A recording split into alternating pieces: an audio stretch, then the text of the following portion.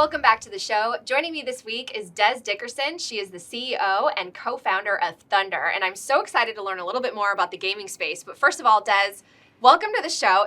I've met you, and I've been wanting to talk to you, so this is awesome.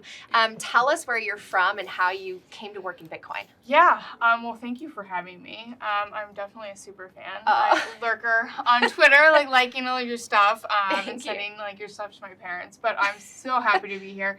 How did I get into the space? So, actually, my background is in the sciences. So, I did my master's in Biophysics and Physiology in a really small program, and I had this is the real story. I had no friends in the program because it was super small, and so I was on Reddit all the time, and I actually stumbled on r/Dogecoin, which was the subreddit for Dogecoin, and I got really into Dogecoin. I was like, oh my gosh, these people are hilarious. It's so nice. But the thing that really drew me was the community piece. Mm-hmm. So I kind of followed along. I thought it was funny, bought some Dogecoin, which I do not have that paper wallet anymore, sadly. So was never able to sell. And then, I just kept following along. I went into management consulting, did most of my projects with the federal government. Oh, wow. Became incredibly, disenchanted with how everything kind of in our country is set up. And then, I was just following Bitcoin this whole time. And I was like, oh my God, Bitcoin's the real version of Dogecoin. And there is this big community piece, but there's a much, much bigger kind of goal to all of this. And so, I just started getting really active and chatting with people and learning more. And then I went to work at Lightning Labs. I was there for almost 4 years as VP of Biz Ops. Oh, so that's really amazing. Kind of overseeing, all the business side at the time. And then one thing we were really thinking a lot about was okay, how do we onboard the world to Bitcoin? We want to bring Bitcoin to the next billion, but how do you actually get it in people's hands? And historically, one way to onboard people to new technologies is through games. So if you look at the Microsoft operating system, people didn't know how to use computer mouse before. Right. They were somewhat familiar with a keyboard with typewriters, but the mouse.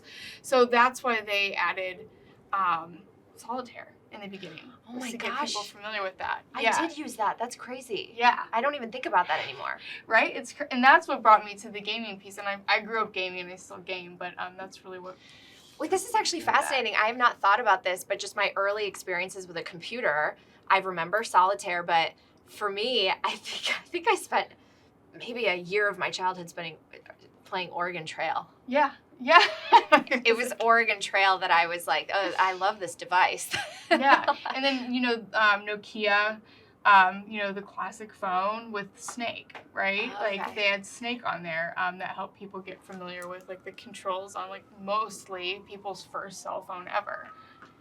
Wow, that's crazy. Okay, so for people that maybe aren't familiar with THNDR, what is it? It's essentially games that you win Bitcoin in? Yeah, so we do have a in-house game studio, and we have 6 games in the App Store and Google Play. And really the thesis around those games is adding these micro incentive rewards via Bitcoin drives engagement and retention and ultimately LTV in the games. So we're able to really kind of engage, incentivize our users with just these tiny micro dopamine hits in the games, and they love it. And then kind of outside of that, we've also pulled out a payments API that we actually allow, or we actually kind of have productized for companies operating in skills-based wagering, iGaming, and sports betting.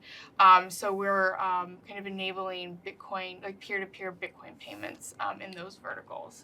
Coin Stories is brought to you by Bitdeer, where the power of Bitcoin mining is at your fingertips. As a publicly traded leader, Bitdeer's global reach and scale means they're everywhere you need them to be, ensuring you're part of the thriving Bitcoin economy. Bitdeer's not just mining, they are industry pioneers, and Bitdeer stands alone as the only vertically integrated, technology-focused Bitcoin mining company. They're not just deploying, but developing the latest tech to make Bitcoin mining more efficient and effective. Now they're leveraging years of expertise in data center and cloud management into high-performance computing through a recently announced partnership with NVIDIA. Join Bitdeer in reshaping the world of Bitcoin mining. Learn more at bitdeer.com and explore how they are pioneering the future today. I've not been a big gamer, especially later, like as I got into my teenage years or beyond.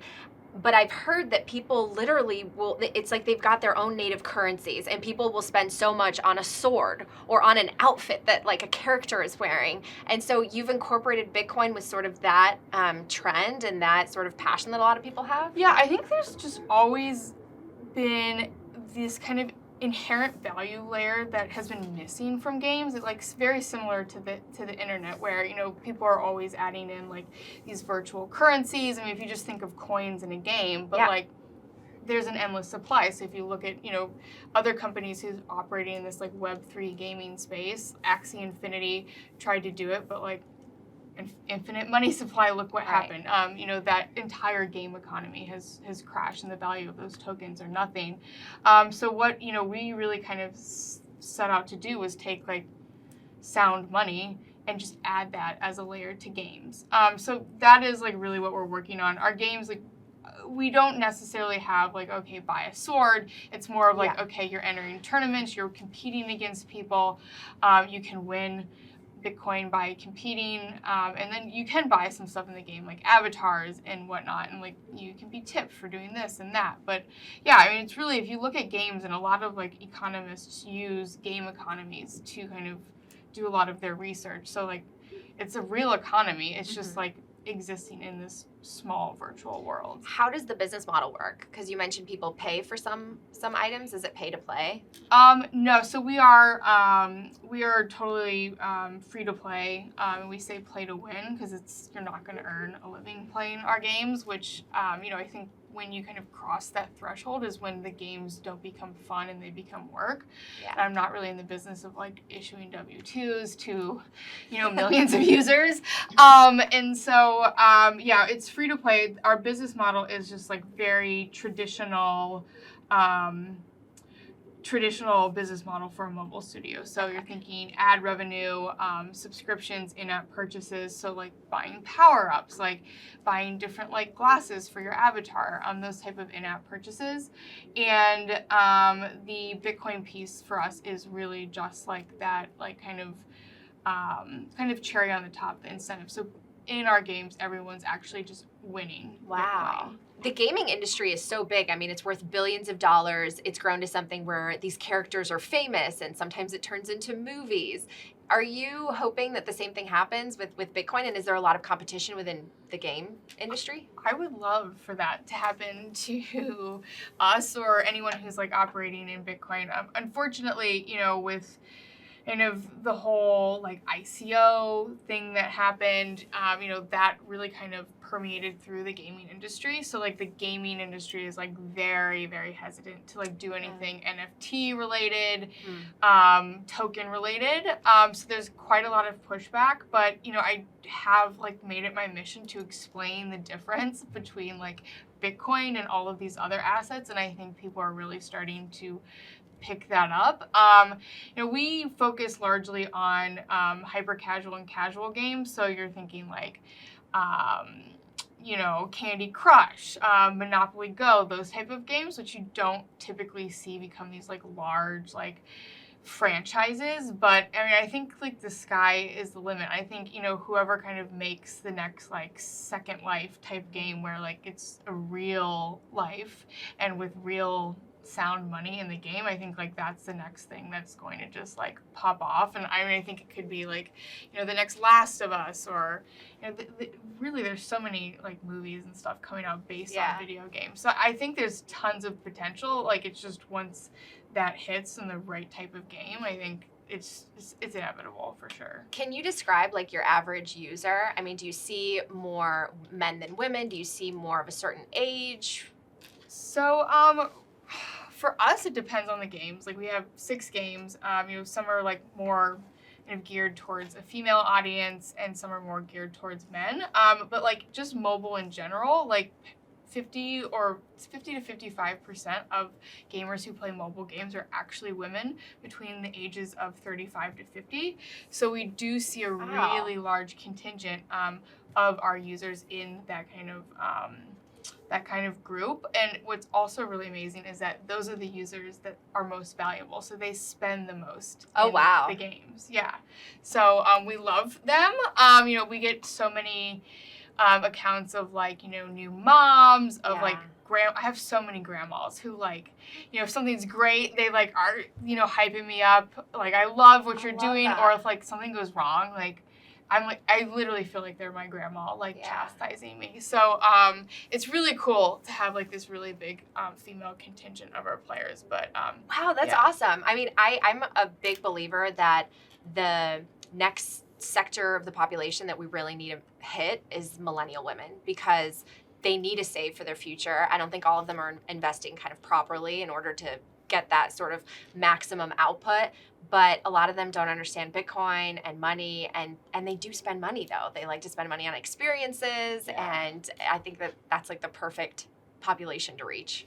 Yeah, I mean, I think honestly I think it's the best way to reach women is through these games and teaching them about finance and about Bitcoin. I mean, if you look at like, there's so many amazing apps that people are creating to like empower women like in their finance journey. And I think with games, like being, especially mobile games, so heavily kind of targeting women, or women are really interested in it, I think it's really the best way we can start targeting women, because it's like you go on TikTok and you're like influenced to buy and like kind of like fall into this like consumeristic trend, whereas like, you know, they're going to games to just enjoy and like get away. And if like they can just learn about Bitcoin, earn their first Bitcoin, that's the first step for them, like getting their first wallet, and then getting, you know, learning about cold storage, and then like really learning what Bitcoin is and like how it can actually like protect their future. And it's inspiring to see you as the leader, because there's probably not a lot of women who are leading companies like this in gaming in general. Yeah, I mean, I guess not a lot, no. But, you know, I think the Bitcoin community is so incredible and like supportive that it's just like, it makes it so easy to do my job, and so exciting to do my job. So, and you know, you're seeing more and more women creep up in the space who are like leading efforts like this, you know, to you know, you're doing an incredible job of educating the masses, and you know, it's really cool to see what we can do. I agree with you, and thank you. We're in this beautiful headquarters of Wolf, and you were part of the Wolf Pack. You were in one of the cohorts. So tell me about that and what that was like and how it helped your company. Oh man, so yeah, we came to Wolf recently, and we never had done an accelerator or anything like that, and we did a really intimate cohort, and I mean, it was just one of the most incredible experiences, not only for Thunder but for me personally. You know, I think when you start a startup, you really have no idea what you're doing, and it's just as you progress, you have less and less time to learn and kind of read and get up to speed on things. And so coming here was like, oh my gosh, we did probably 6 to 8 months worth of work in 6 weeks. Wow. You know, it's very structured, and you know, like learn so much about what you've built and where you want to go, and like really kind of set you up where it's like, okay, you know, you're really pushing your like B2B vertical of your company. Like, we're going to like teach you how to do sales, like customer discovery, you know, help you with branding and fundraising. And like, I mean, every week it was like, oh my God, I felt like I was being beat in the head with like how to be incredible at doing pitches. But like, you know, I have to say, like, I feel like in those 6 weeks that I really learned not only how to like build a startup, but like how to build a startup in the context of operating in Bitcoin, which I feel like Bitcoin is such a blessing and such a great opportunity for us, but it's also so incredibly difficult. And Wolf was essential to helping us like understand the challenges, but also really harness the opportunities. If you could talk to your, you know, yourself when you were just starting out, what's the lesson you most wish you had? What would you tell yourself? Like, first starting out with the company, I would be like, just take 4 months to sleep. That would be the first thing. But the biggest thing I would say is, you know, when we started out, it was a bull market, and you know, people were so pumped, so exciting, and I think the biggest lesson learned is to just like put your head down and act like it's a bear market nonstop and build, and really understand how Bitcoin is enabling you to solve a market need or solve a problem or build something really innovative, not just use Bitcoin to like slap onto something to be like, hey, this is McDonald's with Bitcoin, for lack of a better example. But really like, you know, be pragmatic about the use of Bitcoin, because otherwise, you know, a business is going to fail if it's not a real business, whether you have Bitcoin or not. So is part of the measure of success the number of users that you bring on and their engagement? So, I mean, that's always very important. And I think it was more important during the whole like kind of venture bubble. You know, we love lots of users. We have over 1.5 million users in 233 countries and territories, which I love, and so proud of the team for kind of getting us there.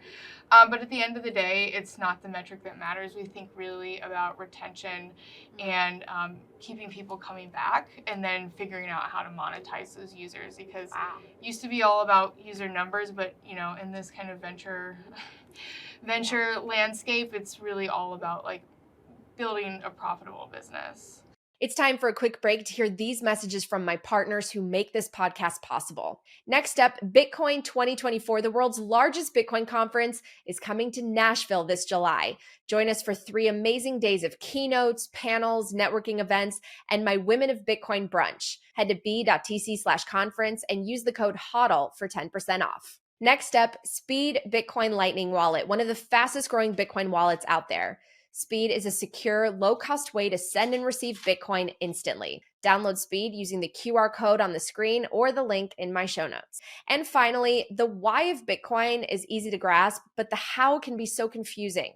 The Bitcoin Way is a professional Bitcoin IT and security team offering personalized one-on-one support that guides you through cold storage, setting up nodes, inheritance planning, privacy best practices, and more. Set up your free 30-minute consultation today. All right, back to the show. So do you find it easier once people have played a game to start to teach them about Bitcoin, and like how do you bridge that gap? Yeah, that's one thing, you know, I really wish more companies in the space would kind of learn from us, where it's just like, you know, people come, and 80% of our users are totally new to Bitcoin. So they're interested, but they've never touched Bitcoin. And they come and they play, and they don't have to buy Bitcoin. There's nothing. Like, they just win a few sats. Yeah. And once someone has something, they're not going to delete the game. And they want that Bitcoin. They don't want it to, we also set an expiration. Like, you know, we don't if it passes, we still give people their Bitcoin, but it's really to get them to take the next step of downloading a Bitcoin wallet and actually cashing out to that Bitcoin wallet, because that's the step that we kind of consider we've made a Bitcoiner. Wow. If we can give them this little kind of treat, and then once they take the step to like actually have it themselves, even if it's a custodial wallet, we consider them a Bitcoiner, and then from there we can kind of teach them about cold storage and stuff more in our Discord and stuff like that. Well, I've only been in this space really for, I guess, I mean, my podcast is coming on 3 years, and it's changed so much. We had that huge bull run in 2021. It feels kind of different now. I don't know about you, but like, what does this time feel like for you, especially if you've been through maybe another cycle? I feel like we're in a weird holding pattern or something. Like, where are we at?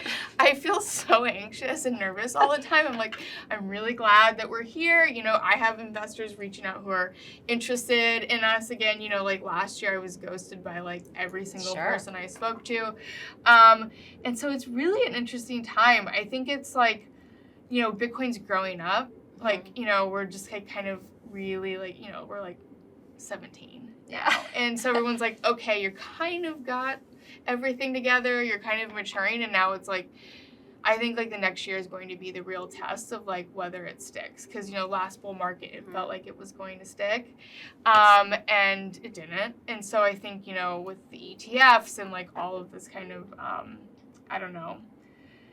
Yeah. This most recent like, you know, popularization with like institutional investors, I think is a good sign, but I don't know. I don't know what your take is, but I'm very uncomfortable.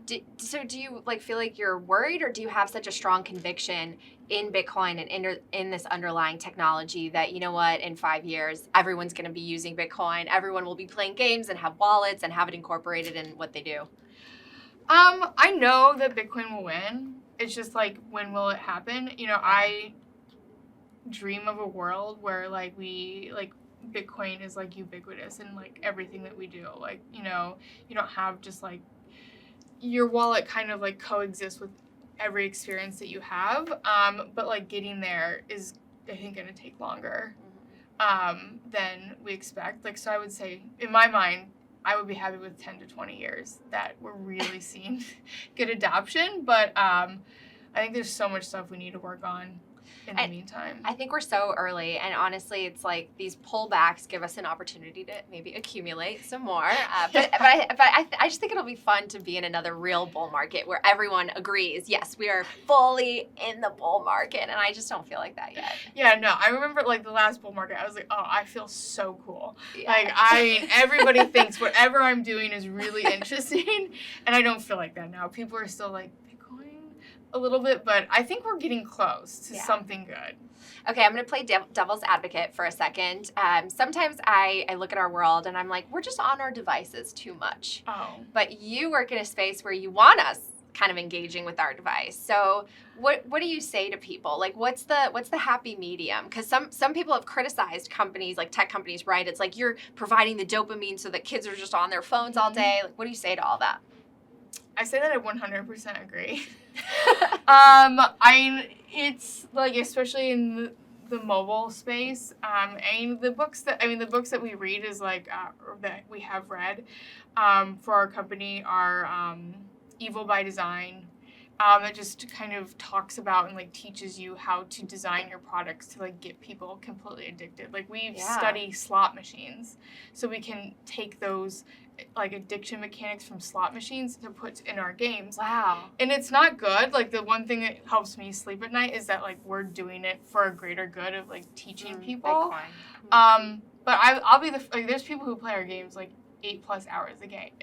And you can see that. You can see how much they're playing. And I highly encourage them to take a break, and that it's like not normal. But I do think, you know, with all good, there's like the opportunity for bad. And so I do think like using the Lightning Network and these like tiny micro dopamine hits like can be dangerous. Fascinating. Are you going to incorporate AI? We're always using AI for everything that we do. Okay. I mean, we're not an AI company, but we're just constantly using the tools for things like matchmaking, design stuff. The team uses it for code. We're really open to everything with AI, but definitely not like gaming AI and Bitcoin. But we do use it as a tool. Okay. Anything else you want people to know about Thunder before I ask you one more personal question before we sign off? Okay. You know, I would just say I encourage people to download the games and get started. You know, they're all super fun, super easy to play. Solitaire is incredible. It's, you know, it was number 21 in the App Store. Our users play around like 38 minutes per user per day, which is incredible for a mobile game. So if you like Solitaire, highly recommend. And we actually have a wagering version, so you can actually bet people on hands of Solitaire. Wow. So I encourage people to just test it out and use it also as a tool to teach the people around you about Bitcoin. Like, that's how I got my family into Bitcoin. I mean, they knew about it, but like actually like earning Bitcoin and buying Bitcoin was by being like, just play this game. And we see accounts of that all the time. Like, people are like, oh, my grandma's playing, my mom's playing. That's so cool. If you want to orange pill people, I definitely know that this is like the easiest, funnest, simplest way to have people do it. And we need more of that. All right, so you're a Midwest girl. You're from Ohio. I'm from Chicago. And you got married in Italy. Like, tell me about that, because I'm planning a wedding, and I didn't do Italy, although that's my dream. But was it amazing? Oh, no, it was the best. It was the best in the whole entire world. So my family is, my father is Italian American, and you know, he's very like homegrown Ohio, and I'm a very like intimate, private person, whereas my husband is like, he has like thousands of friends. So I was like, we have to leave America because otherwise people will want to come to the wedding. So we did like 15 people Oh my in gosh. Positano. And yeah, Italy was like really the only place my dad was willing to go outside of the US. That's so amazing. And I had to ask because A, I love Italy, but B, the process of wedding planning is super stressful because every time I go to, spend something on a vendor, I'm like, what will this cost me someday if I had just bought Satoshi, right? Oh Like my if I had God. just put it in to Bitcoin, what will this wedding cost me in like 10 years? And that makes me cry inside I know. a If little it bit. makes you feel any better, I don't regret 1 cent that I spent. Like, I'm happy I did that. It's the one thing that can confidently say I'm happy I spent money on rather than Bitcoin. I love Because it. you can never take the memories back. Or you can never get the memories back. So I love it, Des. It's been so nice to chat with you. Can't wait to see you after this. We'll chat some more and hope you're on the show again soon. Thank you so much for having me. Download Thunder in the show notes. Thank you so much for checking out this episode of Coin Stories. If you're listening on the Fountain app, you can show your support and share your thoughts by sending a boost. Last month's top episode was with Peter Schiff. At Jay's boosted 10,000 sats and said, "We're sailing from Panama to Tahiti, and thanks to the digital world, I'm able to listen to your podcast and reply and boost it." It's amazing Peter talks about digital photos, but doesn't get digital money. Oh, I agree with you at Jay's. I love reading and replying to your boost, so download Fountain on iOS or Android today and make sure you're subscribed to Coin Stories. This show is for entertainment and educational purposes only. Nothing should constitute as official investment advice, and you should always do your own research. My inbox is open if you want to share feedback or guest suggestions. Just reach out at Natalie@talkingbitcoin.com. I'll see you next time.